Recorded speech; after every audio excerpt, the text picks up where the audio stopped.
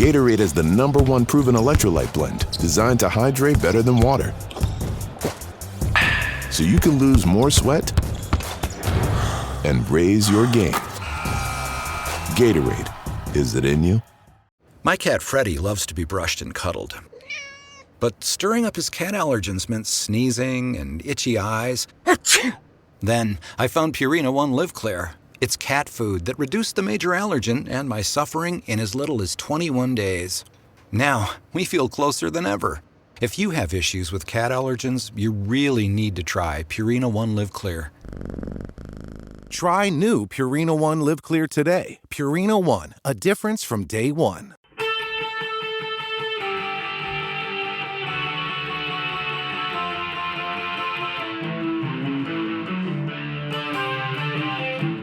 This is the Daily Blast from the New Republic, produced and presented by the DSR Network. I'm your host, Greg Sargent.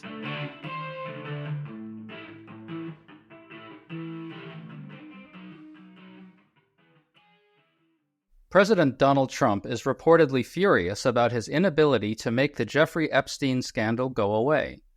Politico reports that Trump is angry and frustrated that his staff can't get the story out of the news and his own allies are privately admitting he's vulnerable on it. This comes as the Wall Street Journal reports that Attorney General Pam Bondi and her deputy privately informed Trump earlier this year that his name appears numerous times in the Epstein files. That strongly suggests this story is only going to get worse. One big question all this raises is this: is Trump losing his supposedly superhuman ability to manipulate the media narrative? And how should Democrats exploit that now? We're talking about all this with media strategist Tara McGowan, the publisher of Courier Newsroom, an anti-MAGA news site. Tara, thanks for coming on. Thanks for having me, Greg. So let's start with this Wall Street Journal report. To catch people up, for years, MAGA said the Epstein files, i.e. the trove of investigative information compiled by law enforcement on Epstein's sex trafficking, would show evidence of elite Democratic pedophilia. But the Trump administration looked at the files and decided, no, we're not releasing them after all. And now the Journal reports that Trump has been told by Bondi that his name is in there. While that doesn't necessarily incriminate him, it means the media and members of Congress are going to start looking even harder at the story. Tara, what's your reaction to all that? Unsurprised, Greg.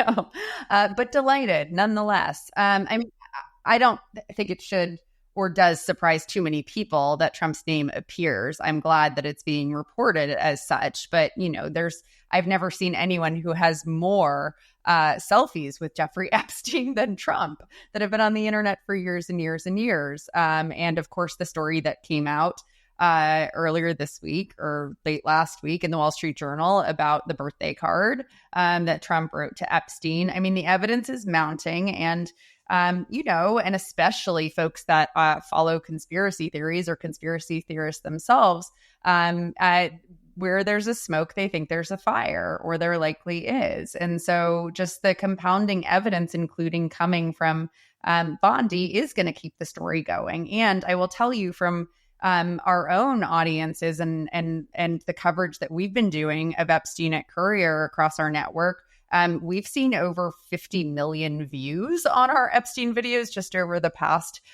week and change, which is wild. And the audience is following every twist and turn in the story. They are not moving on from it. And of course, that has made legacy media outlets like Wall Street Journal and others pay closer attention when I think they were likely not to touch it if they thought it was just sort of a conversation in, the really extreme political spaces on the internet. It is very mainstream right now. And you can tell by how Trump is reacting that he is crouched in a corner like a feral animal.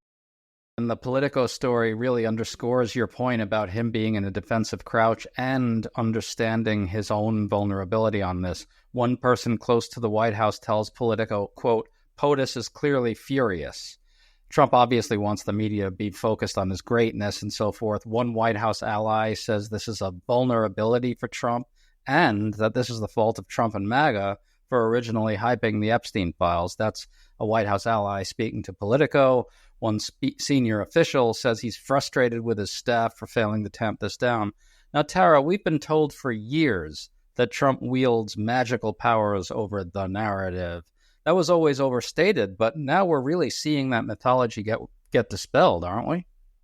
Yeah, it's actually one of the most interesting things to me as someone who has studied this person so closely for so many years. I started doing work essentially against him in 2015 when he first ran in the Republican primaries, is that he is incredibly brilliant at understanding narrative and marketing and being able to control not only right-wing media narrative and benefit from that, but also legacy media, mainstream media, being able to sort of define the coverage in certain ways and the attention economy.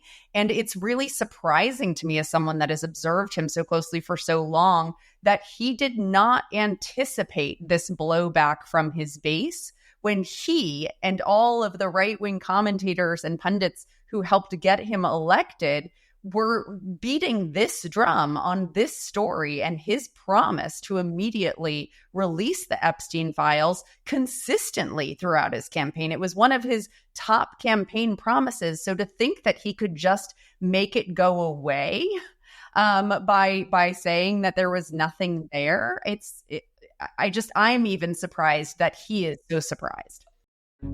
To stay up to date on all the news that you need to know, there's no better place than right here on the DSR Network. And there's no better way to enjoy the DSR Network than by becoming a member. Members enjoy an ad-free listening experience, access to our Discord community, exclusive content, and more.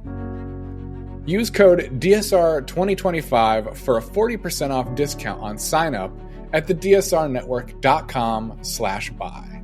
That's code DSR2025 at thedsrnetwork.com/buy. Thank you, and enjoy the show. Ryan Reynolds here from Mint Mobile. With the price of just about everything going up, we thought we'd bring our prices down. So to help us, we brought in a reverse auctioneer, which is apparently a thing. Mint Mobile Unlimited Premium Wireless. How to get 30, 30, bit to get 30, bit to get 20, 20, 20, bit to get 20, 20, bit to get 15, 15, 15, 15, just $15 a month? Sold! Give it a try at mintmobile.com/switch. Upfront payment of $45 for 3-month plan, equivalent to $15 per month required. New customer offer for first 3 months only. Speed slow after 35 gigabytes if network's busy. Taxes and fees extra. See mintmobile.com. I'll tell you what, I just think that there are a bunch of boneheads who actually believed that stuff about Democratic pedophilia rings, and they thought they were going to go in there and blow the lid off this thing. That was the whole point of putting in Dan Bongino as Deputy Director of FBI and Kash Patel as Director of the FBI. They were going to go in and be the scourge of the deep state and blow the whole thing wide open. They were just dumb enough to believe that shit. That's what I think happened. Yeah, but this is the thing is I don't think Trump believed that stuff because he knows so much and knew Epstein so well. So I think maybe putting Bongino and Patel in those positions was the concession. And he thought if the message came out from them, which it did, that there was nothing there, then it would go away. And it has had the absolute opposite effect because it has really, really shaken the core of the MAGA base. Who believed deeply that he was going to rout out the deep state and shed light on all of this and confirm all of their darkest theories and conspiracy theories. And now it's not that they feel like it's debunked or those things are not true. It's now they're starting to realize that Trump might be complicit in it instead of the guy who's going to actually rout out that deep state corruption. So Trump's frustration and the frustration of Trump's team really came through at the White House press briefing. Press Secretary Caroline Leavitt was asked if Director of National Intelligence Tulsi Gabbard is releasing all this horseshit stuff about prosecuting Obama in order to boost her shaky standing with Trump. Remember, Trump dressed down Gabbard for admitting that Iran wasn't on the verge of a nuke. Listen to Leavitt here. The only people who are suggesting that the Director of National Intelligence would release evidence to try to boost her standing with the president are the people in this room who constantly try to sow distrust and chaos amongst the president's cabinet, and it is not working. I will just answer your question directly. I am with the President of the United States every day. He has the utmost confidence in Director Gabbard. He always has. He continues to, and that is true of his entire cabinet, who is all working as one team to deliver on the promises this president made. So that sounds like a case of protesting too much. It sure sounds like we really are seeing internal strife among Trump's team right now. Remember that Bongino is deeply angry over the Epstein fiasco. I've got to think there's a lot of anger at Bondi, in particular for mishandling her announcement that the matter was closed. That really stoked a lot of MAGA fury. I think it's going to get worse for her now that this leak came out in the Wall Street Journal about her supposedly telling Trump that he's in there. That's going to seem like a leak from maybe DOJ. What's your sense of what's going on over there? Yeah, I mean, it's absolute chaos, right? So Trump has not only lost the narrative and the ability to control it, but he does not have control of his own staff or advisors or cabinet at this stage.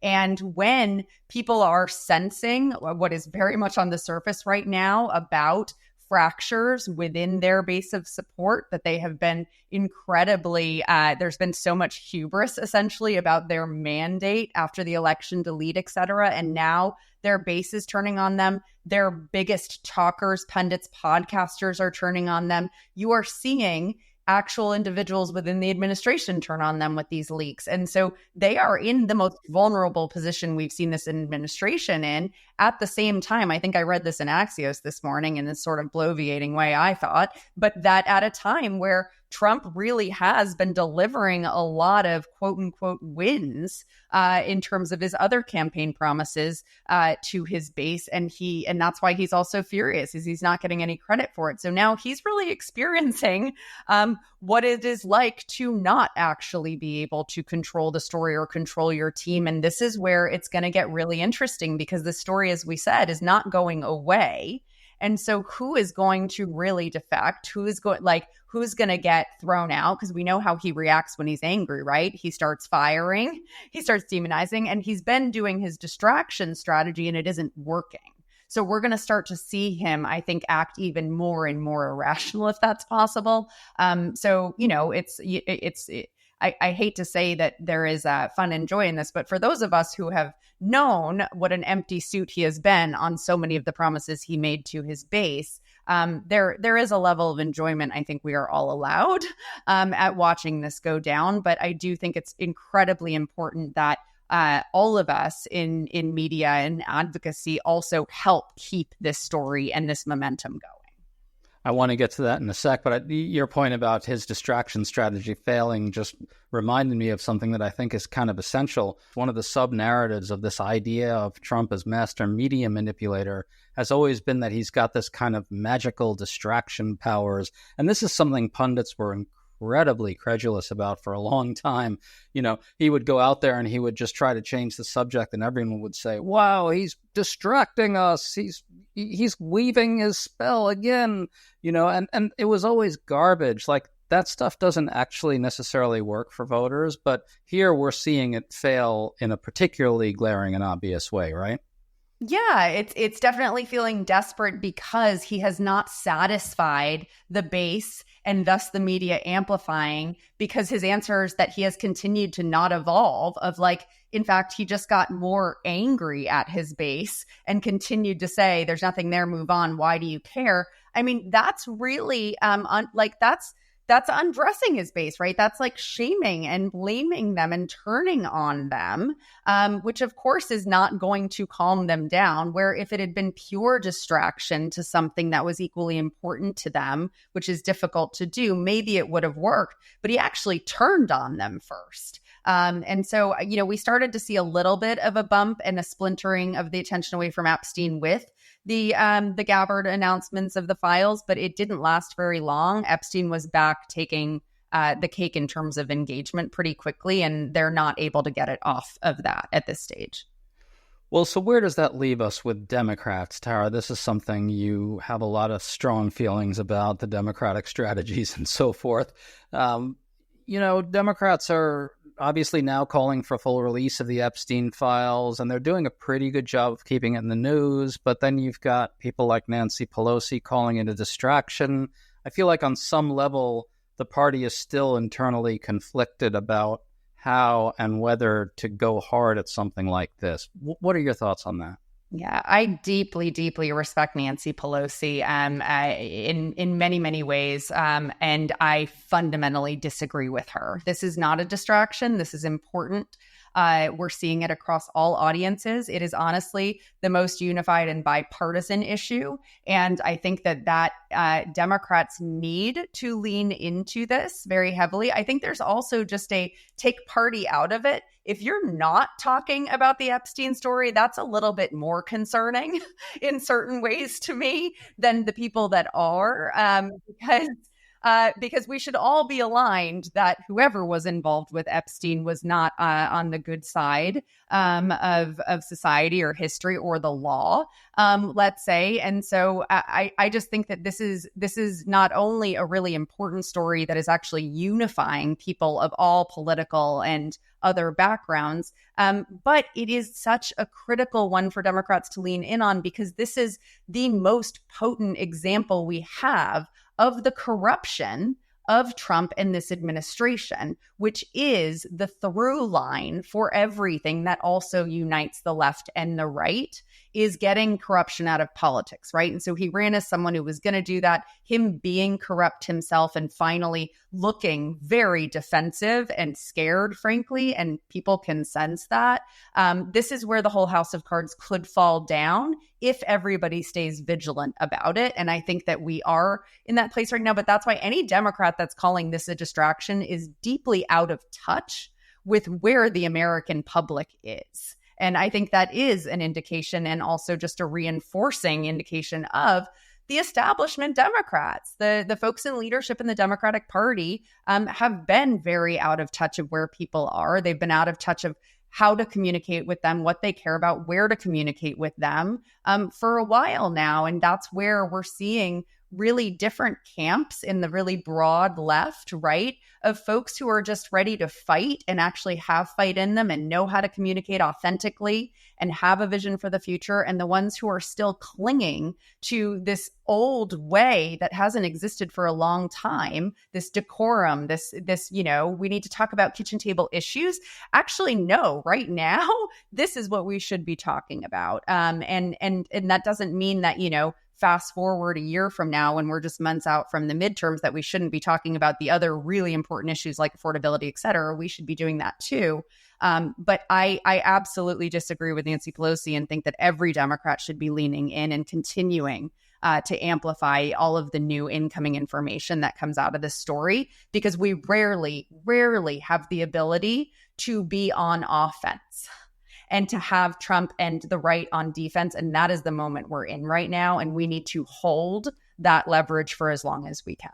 When evaluating potential hires for your small business, it's essential you look beyond resumes. Sure, a candidate may appear impressive on paper, but understanding the person is crucial. LinkedIn, the world's largest professional network, provides a complete view of your candidate's skills, experiences, and interests. With LinkedIn's up-to-date data, you can be confident that you really know who you're hiring. Post your free job at linkedin.com/achieve. That's linkedin.com/achieve. Terms and conditions apply. Yeah, in fact, I would go as far as to say that Democrats should take the word distraction and ban it from their vocabularies forever. Because I think it actually embodies two deeper, broader, very bad tendencies in the Democratic Party. One is this kind of belief, as you said, that everything always has to be reducible to kitchen table issues. And that sort of sends the message that, well, I just don't think these other things are important. I don't have convictions around these other things. And so when big things like this happen, they're kind of hamstrung and caught off guard. The other message that's calling stuff like this a distraction sends is that Democrats think that they can't win arguments with Trump about anything. Right? They can only fight on the issues where they're strong, right? Like healthcare. And we're seeing this sort of fallout from that now, where immigration right now is in many ways the biggest moral crisis of the moment. Trump's crackdown on immigration is a massive moral crisis for this country. And Democrats tried their little thing about, we can't talk about that. It's a distraction from the kitchen table. Well, voters care very much about that, right? Voters care about people getting kidnapped off the streets. And Democrats have to be able to speak to people's feelings and values on that stuff. Yes, and sex trafficking young children and women. I mean, this is a really important issue. And again, it gets back to what I was mentioning before, which is like, if you want to move on from this story, it really begs the question of why. And we all know that very likely there are Democrats in the Epstein files as well. This is why for so long all the conspiracy theories spread so crazy, where we don't know what's true, what's not, because both sides were in cahoots at sort of protecting it. And that's also why I think it's so important that now, in this amount of time passing, we're facing a very new generation of leadership in the Democratic Party that is really fighting to be able to get into positions of leadership and power against these folks that frankly have been the ones who have lost the trust and the support of the American people. Lest we forget, Democrats have the lowest approval rating in the history of polling on Democratic approval ratings right now. So even though Trump's support is flailing and his support is falling, and especially around a lot of things his administration is doing related to ICE and other things, Democrats are not in any better shape. And I really fundamentally believe that is because of the folks that are out of touch, that are still projecting that they might have some things that they don't want to talk about, or things from years ago they want to protect from establishment or for leaders in the party. And I think that's actually how we unify the American people, is the folks that are willing to come out and say corruption has no place in either side. And that's how we rebuild trust as a party and a movement.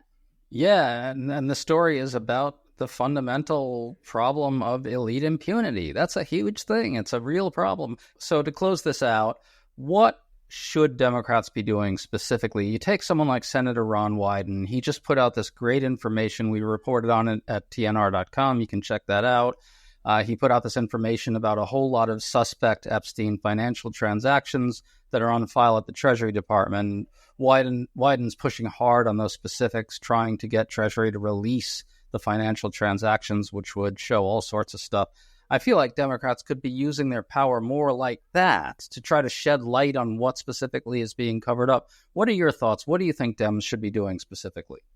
Yes to all of that. I think any calls for investigations hearings, similar to what Democrats were doing to stage their own hearings, right, that weren't official committee hearings because they're not the party in power to choose those, but to stage those. They should also just very simply be talking about this every day, everywhere. Like, you want an excuse to go on a go everywhere media tour like Pete Buttigieg does or others do, like, book yourself everywhere, online and in broadcast and radio, and be talking about this. Be asking, if he has nothing to hide, why won't he release the information? Like, are we taking him at his word on this? It doesn't seem like that. Like, literally, there's so many ways to talk about this with new information coming out every day that we just need to keep the conversation going. And I really think that there is not a good argument that I have heard or could imagine hearing as to why they shouldn't be, when most of us dream of having an opportunity like this to be able to stay on offense, keep the attention of the American people on something that is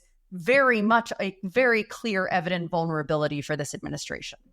Yes, and I think Democrats have to figure out a way of talking about this as if they really mean it. It can't be like, oh, look at me, I'm at the podium now and I know Trump's in trouble. I'm going to be clever and I'm going to do 11-dimensional chess and make Trump put him on the defensive on an issue involving elites. Democrats have to summon from inside actual feelings and thoughts and values about this scandal and talk about it to the American people. That's what I think has to happen. Yes, and connect it to all of the other corruption that has been unprecedented in this administration and the other abuses of power, right? Like, there is a way to very succinctly connect all of the dots and threads of everything horrible coming out of this administration to show that this is why he is abusing his power, right? It's like we all stopped talking about the fact that the major reason Donald Trump was always running for president again was to keep himself out of jail.